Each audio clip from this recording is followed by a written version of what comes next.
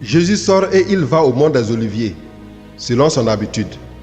Ses disciples le suivent.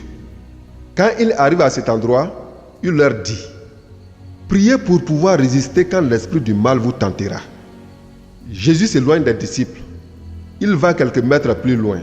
Il se met à genoux et il prie en disant: Père, si tu veux, éloigne de moi cette coupe de souffrance. Pourtant, ne fais pas ce que je veux, mais ce que tu veux.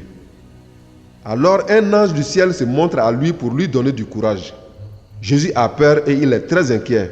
Il prie avec plus de force encore. Sa sueur devient comme des gouttes de sang qui tombent par terre. Jésus revient vers les 3 disciples et il les trouve endormis.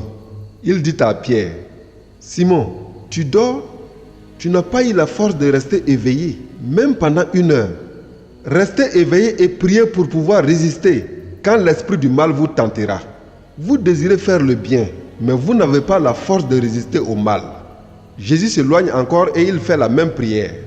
Il revient vers les 3 disciples et les trouve endormis.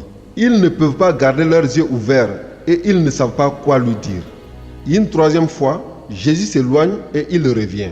Il dit à ses disciples: vous dormez encore et vous vous reposez? C'est fini, c'est le moment. Le Fils de l'homme va être livré aux mains des pécheurs. Levez-vous, allons, voyez, l'homme qui me livre est arrivé. Pendant que Jésus dit cela, une foule de gens arrive. Celui qui s'appelle Judas, l'un des 12 apôtres, marche devant eux. Il vient auprès de Jésus pour l'embrasser. Jésus lui dit: Judas, c'est en embrassant le Fils de l'homme que tu le livres? Les disciples de Jésus voient ce qui va se passer. Ils lui demandent: Seigneur, est-ce que nous devons nous servir de l'épée?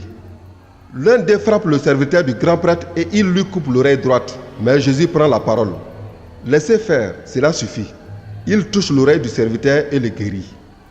Ensuite, Jésus dit à la foule: vous êtes venus me prendre avec des épées et des bâtons, comme pour arrêter un bandit.